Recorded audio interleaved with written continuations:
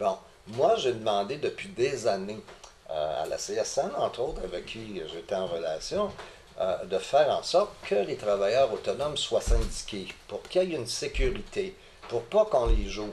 Moi, je trouve ça abominable que même dans ma propre région, il y a des gens qui servent des travailleurs culturels et puis qui se promènent en Mercedes alors que les autres crèvent de faim. Bon.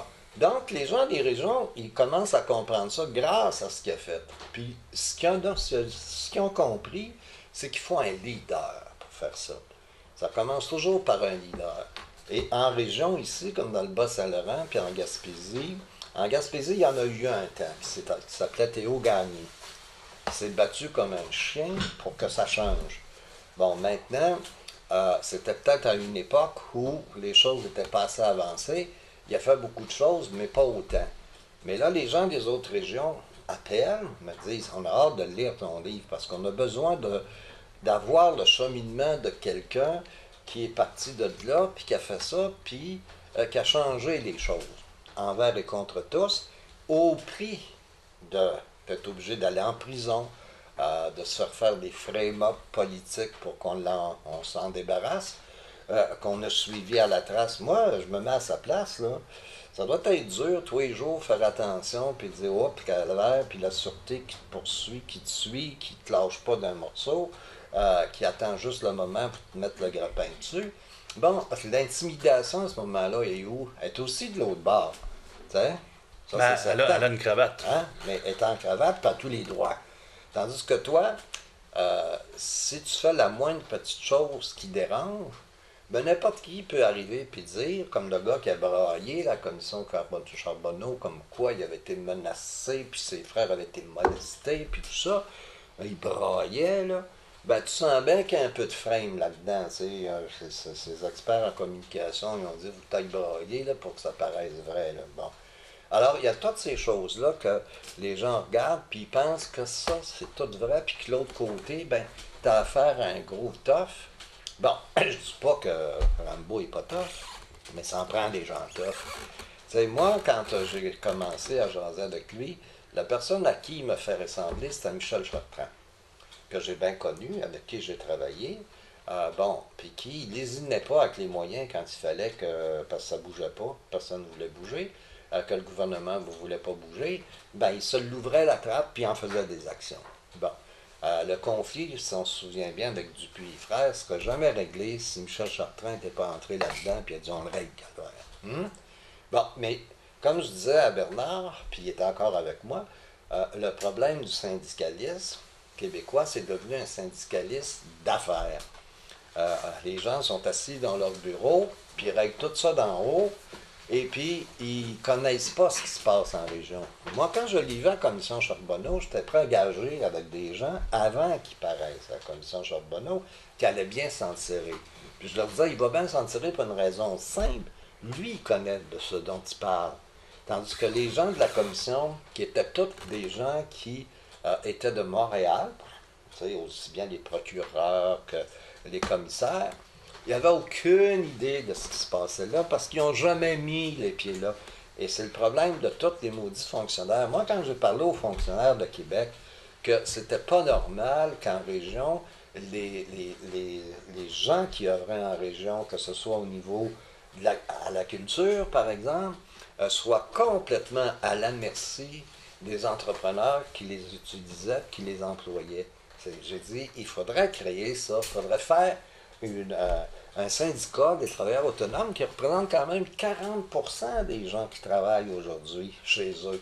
Bon, on me dit, puis à l'époque, je vais vous dire, c'était la CSN, on m'a dit, ah, ça serait bien long à faire, puis ça coûterait cher. J'ai dit, oui, il y en a, on fait un appel à tous, j'en connais des centaines qui tout de suite ils rêvent à ça, parce qu'au moins ils seraient protégés, puis ils n'arriveraient pas demain matin en se disant chez eux, j'ai perdu mon contrat, là, puis là, j'ai plus rien à faire, il faut que j'en soumette un autre, peut-être que ça va débloquer dans 6 mois. Pendant ce temps-là, je fais quoi? Comment je fais vivre ma famille? Ça fait qu'au fond, moi, je vois pas de différence entre ce qui se passe dans la construction que dans bien d'autres domaines. Et ce que les gens ont besoin, c'est de leaders. Et je trouve que, pour moi, le livre qu'on fait, c'est pas du tout un testament. C'est de montrer l'exemple de quelqu'un qui, par sa passion, son énergie, l'amour de son coin de pays, a décidé qu'il fallait que ça change. Puis que s'il fallait prendre, dans un premier temps, des moyens un peu tough, on les prendrait. Et ça, ben, il faudrait que les régions du Québec fassent pareil, parce que sinon, on nous appelle des régions ressources, mais finalement, on finit en région poubelle. Parce que là, les gens viennent, ils exploitent tout, ils crissent leur camp, ils laissent toutes les affaires là, il faut que tu ramasses ça. Tu vois, par exemple, cette semaine, on a parlé avec Bernard d'une chose que Bernard va mettre en marche avec ses travailleurs au niveau de l'écologie. Bon, ça va être la première fois que dans la construction, ou même que dans les syndicats, on va s'occuper activement d'écologie. L'écologie, ça commence dans sa cour. Bon, ça va commencer avec les travailleurs qui vont sensibiliser à la fonction d'écologie plus. Et l'écologie là, de tous, là, tu sais, bon, on peut prendre, la bouteille de liqueur que tu as bu puis la crisser dans le champ, mais la mettre là où on peut la recycler. Bon, Bernard m'a dit que c'est un projet qu'il entendait faire. Vous voyez, donc ça avance. Fait que l'écologie, là, s'il n'y a personne qui montre ça à nos enfants, ben, ça va rester comme c'est.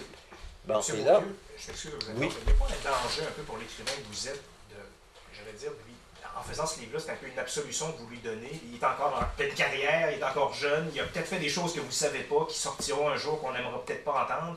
Je ne sais pas que c'est un peu dangereux, vous n'avez pas l'impression d'être un peu trop collé sur la forêt pour traiter de l'objet. Vous vous sentez à l'aise avec ça? Tout à fait à l'aise. Moi, je trouve que les gens qui font des choses importantes, c'est au moment où ils les font que c'est important d'en parler. Bon, je ne peux pas préjuger ni Bernard dans 20 ans, dans 25 ans, qu'est-ce qu'il va être, hein? Mais ce que je peux affirmer, pour avoir parlé avec lui pendant une semaine, que ce qu'il est aujourd'hui, c'est important que les Québécois le sachent. Assez de recul pour ça. Vous avez assez de recul, on a assez de recul. On a assez de recul socialement pour ça. pour Si je peux intervenir, regardez. À un moment donné, t'es là. Là, j'ai une notoriété que je n'avais pas avant. Moi, j'ai jamais rien demandé de ça. Honnêtement, je pense que je le stipule dans le bouquin. À l'époque, quand on s'était tous... J'ai pas tout fait ça tout seul. Là. Il y avait une équipe autour de moi, puis c'était une organisation qu'on a structurée, puis on a montée à la sueur de notre front, parce que ça demande beaucoup d'heures, ça demande beaucoup de sacrifices familiaux, santé. Pas évident, là. T'as toujours te faire attaquer, puis... Moi, j'aurais pu tout sacrer ça là, après les premières cochonneries qui m'ont tombé dessus, puis aller opérer à la machinerie, puis faire un bon salaire à tous les ans, puis me foutre de tout ça. Sauf qu'à un moment donné, je me suis dit, Chris, si on fait tout ça, là, on va aller où avec ça? Je pensais pas que c'est moi qui allais avoir à penser à ça, ça m'est arrivé de seul.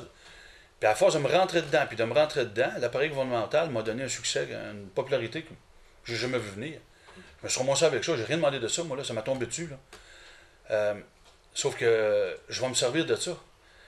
Comment je serais seul dans mon salon, chez nous, ou dans ma machine, à crier crise de gouvernement, crise de ci, crise de ça? J'avance pas, là. Là, on a une notoriété qu'on n'avait pas, bon, on va l'utiliser. Vous êtes là, là. Si il m'était pas arrivé ce qui m'est arrivé, je serais pas capable de vous parler, je le fais là.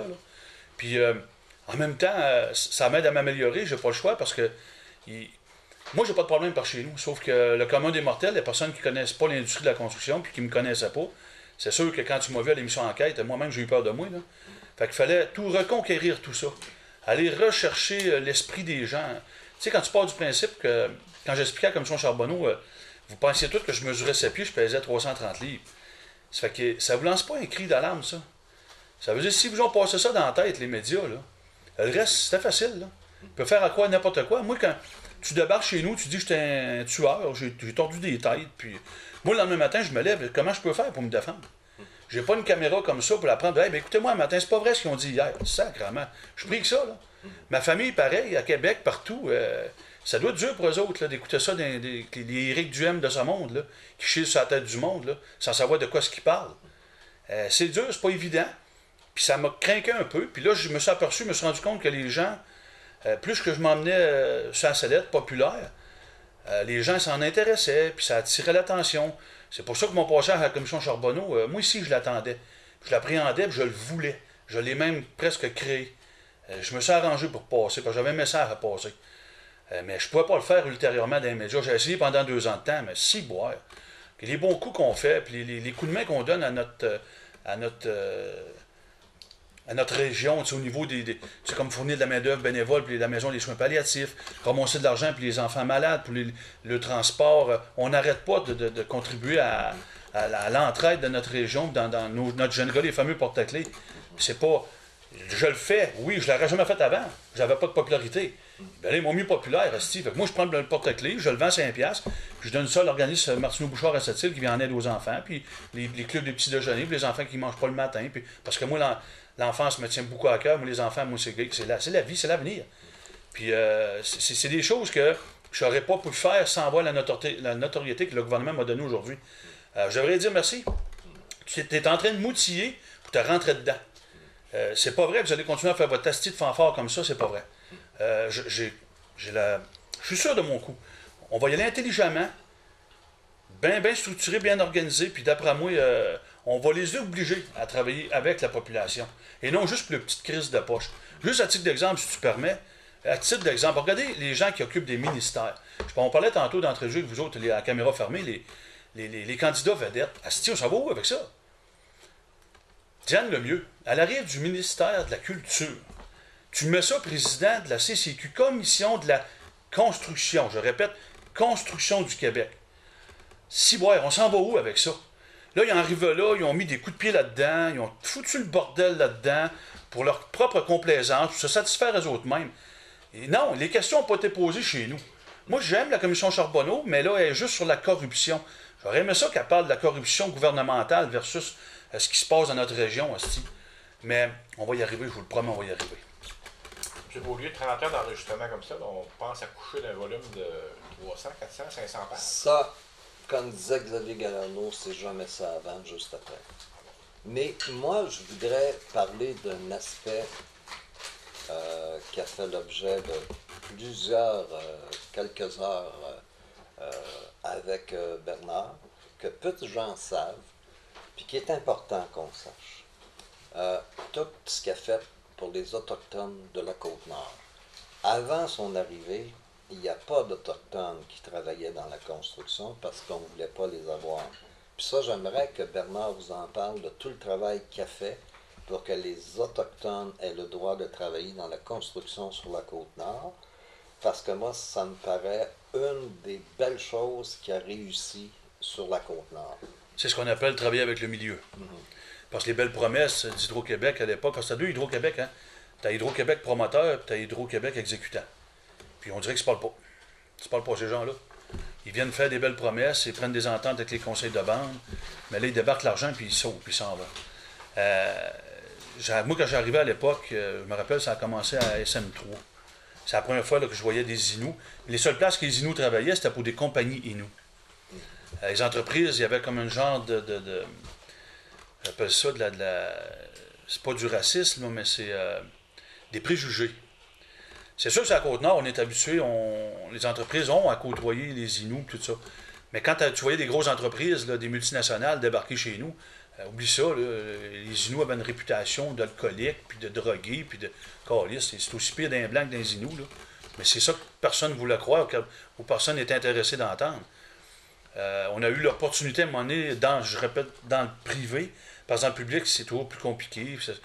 Tu es obligé de donner au plus bas soumissionnaire, puis patati, il faut tout que tu justifies. Dans le privé, on a eu l'occasion à un moment donné avec le Lac Bloom d'avoir une entente, puis on a participé à l'entente au niveau de l'embauche pour Consolidated Thompson à l'époque. On a exécuté les travaux avec, c'est une première qui se faisait parce que, juste à titre d'exemple, mettons SM3, quand ça s'est fait, c'était dans la région immédiate de Sept-Îles. Fait que là, les Inuits à l'époque de Sept-Îles ne voulaient pas voir les Inuits des autres réserves. Quand ça s'est fait à Tournestook, c'était les Inuits de Pessamit qui étaient impliqués, ils ne voulaient pas voir les Inuits des autres réserves. Quand on est arrivé au Nesga, c'est assez. À faire des petites crises de guerre de clocher comme ça, là, on ne s'entraide pas pendant tout, puis on a l'air à des imbéciles, on a l'air à des poules pas de tête. Quand le Black Bloom s'est décollé, ils nous ont laissé l'embauche au complet, ils nous ont laissé le placement au complet. Ce qu'on a fait, mettons, on avait un call, parce que 50% de la main-d'œuvre au Lac Bloom était Inuit, quand on s'en occupait. C'était une superbe de belle expérience, agréable. On a appris à travailler tout le monde ensemble, puis même les Inuits entre eux autres aussi. de Pakwashipi, tu prends Mingan, Natashquan, Pessamit, Ouachat, McMiltonham à Sept-Îles. Puis il t'a tous les artistes là-dedans en passant, des bons musiciens et tout ça. Puis on monte en haut, puis c'était le fun. Les gens travaillaient, c'était surprenant de voir ça. Les gens travaillaient ensemble, main dans main, puis ça se faisait des jokes, ça se faisait des niaiseries ensemble, ça se mêlait. Puis c'était une première, parce que ça se faisait pas avant. Là, présentement, j'ai une crainte, avec la fameuse loi 33. Ils ont pris le pouvoir qu'on avait du placement, puis ils l'ont mis dans les mains de l'entrepreneur. On sait que les entreprises extérieures, comme je vous ai dit tantôt, c'est sûr que si une entreprise de chez nous, c'est moins pire. Ils sont habitués. Les entreprises extérieures, je sais que ma question, je le vis. Là. De la discrimination, puis des préjugés, il y en a en masse. Comment je vais faire contre ça? Comment je vais faire pour imposer à un entrepreneur une main-d'œuvre très qualifiée et nous? Je peux plus, là. Je peux plus le faire. Moi, j'ai l'épée de Damoclès au-dessus de la tête, puis les nouvelles lois, les nouvelles règles sont rendues, en passant, la commission est rendue qu'une escouade tactique. Solide, ça, mon ami. Escouade tactique, la commission de la construction. Mais ils courent juste après Bernard Gauthier. On leur a offert de lui donner un coup de main pour contrer le travail au noir. Il y a 1,5 milliard qui se perd par année au niveau du travail au noir dans l'industrie de la construction. Maudit asti. On a tendu à la main, on a dit, nous autres, là, t'as pas besoin là, de prendre des retraités du SPVM, de la SQ puis de la GRC là, pour lui payer une deuxième pension sur notre bras pour venir enquêter sur Bernard Gauthier. Là. À moins que j'aille placer quelqu'un sans que j'avais le droit. C'est tout ça qui va sauver notre province. C'est tout ça qui va aider. C'est pas ça, je pense, moi. Mais là, c'est une chasse aux sorcières, puis c'est une guerre aux fantômes. Puis... Mais en tout cas, moi, on a tendu à la main au gouvernement, on a dit, regardez, comme on faisait ultérieurement, la commission de la construction, les inspecteurs, on leur donnait un méchant coup de main. C'est nous autres, les yeux et les oreilles de notre industrie sur les chantiers. L'inspecteur, 3/4 du temps, il n'a même pas accès à aucun chantier. Surtout dans le privé, il se fait barrer à la porte. Ou ben non, il faut qu'il se rapporte 18 heures avant de se présenter. Tu comprends bien que tout le monde se cache.